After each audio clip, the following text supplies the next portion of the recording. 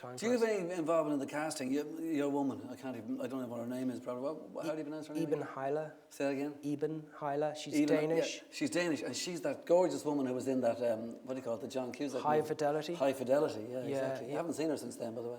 Well, she lives in Copenhagen, and she's a big TV star there now. She has this TV series with her husband, which is kind of like Curb Your Enthusiasm, where they sort of play themselves. It's all kind of improvised, and they've done like 8 series of it. They're like the royal couple of comedy. Okay, so far extremely well received. Are you saying it's going to be shown like in American theatres, in American cinemas? Is the point? It will be shown in 20 cities, I believe, in America in the spring. Is that like, I mean, does the pain and the work really start when the whole thing is nearly over in some ways? I mean, I get the impression the least amount of work is the actual making of the movie. Like, surely 80% of it is done before you even start shooting. It's all preparation. Oh, completely. Yeah. Like, you went down to Cove. How many times did you look at each one of the places we were going to make shoot? I went to each location probably about 3 or 4 times. And would one of those, to go right back to Dramsock, have anything to do at all in terms of learning a little bit about lighting, saying, I'll come here at 4 o'clock, I'll come here at 2 o'clock, I'll come here at 9 at night, see which is the best light? Yes. Right. I did.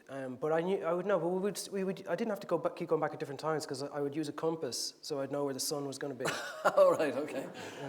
Good one, I hadn't thought of that. Yeah. Okay, but it is all preparation, right? Yeah. Okay, and once the shooting starts, it's pretty quick, and you just hope Ciarán Hinds, who's brilliant, will get the gig, and hope everybody else will do it. Well, look, casting is everything. I mean, the best actors just have this mysterious talent of being believable. I don't know what it is. You can't really learn it. You can improve upon it if you have it, but the best ones just really, really have it, and they just have this soulfulness, and the best actors seem to just do it by telepathy. They have this kind of ability that we seem to be somehow able to read their mind, and Ciarán certainly has that.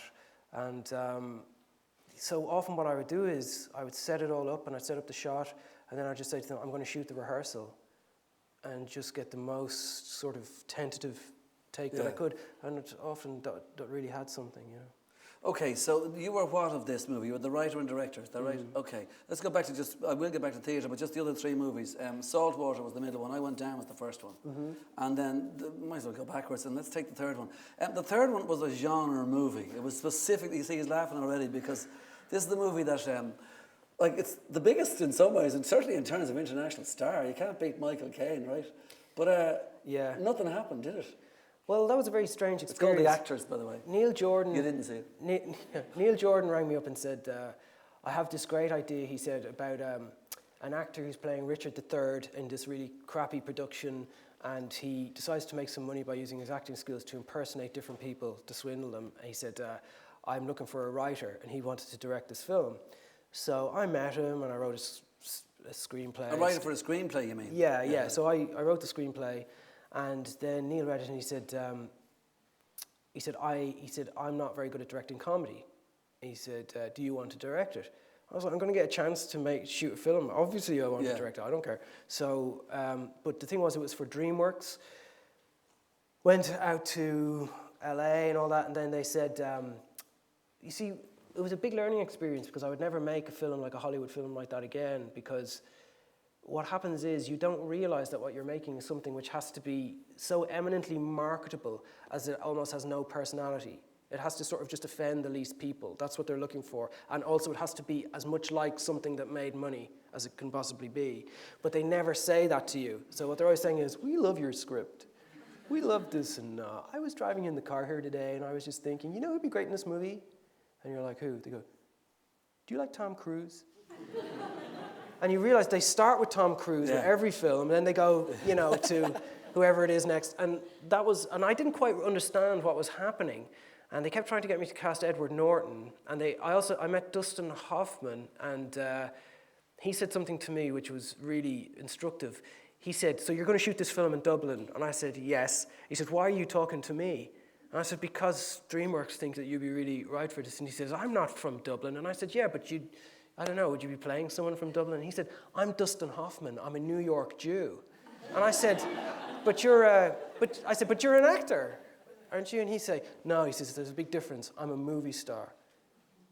And he said, movie stars, we're not actors. He says, Bruce Willis is not an actor, he's Bruce Willis. Clint Eastwood is not an actor, he's Clint Eastwood. They are the same in every film, and that is what people want, and there's nothing wrong with that, that's who they are.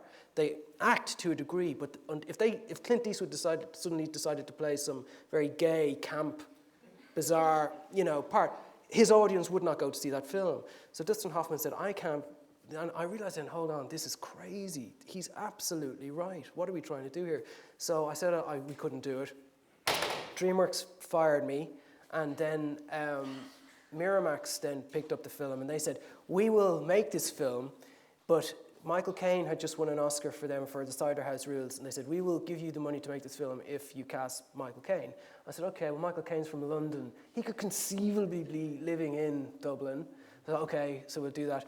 So we made this film, but then I ended up then with Miramax then, of course, it's back to the script, and then it's the casting, and then when you shoot the film then, it's in the editing, and then when all over the editing, but then also then they have test screenings.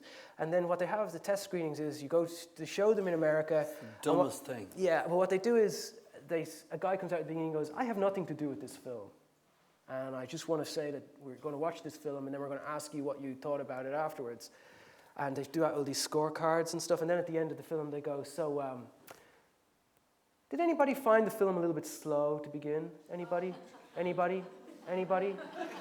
Anybody? And finally, of course, a hand goes up. Okay, someone found it very... What did you think? Well, I just thought it was a little bit hard to understand. It was hard to understand. Then the next morning, you go in to this meeting at Miramax, and you realize this guy says, I have nothing to do with this film, works for Miramax, and he says, the film is too slow to get going. It's hard to understand. So then they start talking about maybe we need to record a voiceover, and the thing is, finally, you just kind of, I sort of knew then that if I was ever going to make another film, it would have to be a film that I was totally in control of and that I completely understood. So I took basically 6 or 7 years away from films to sort of really think about how I would do it.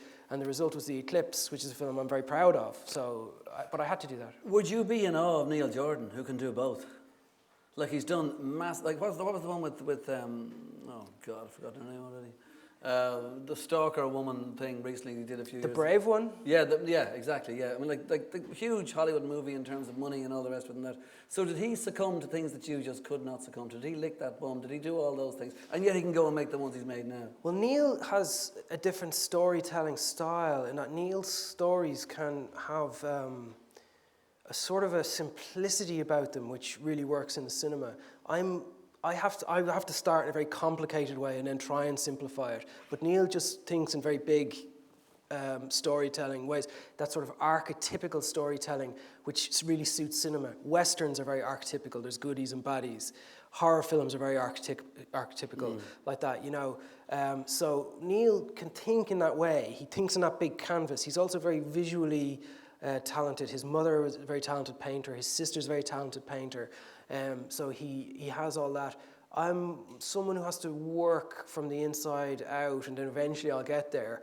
But it's not my first language in the way that it would be for him.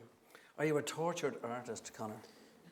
I think you have to be a tortured artist. If you're a sort of very sort of placid, content artist, it probably wouldn't be very interesting, would it?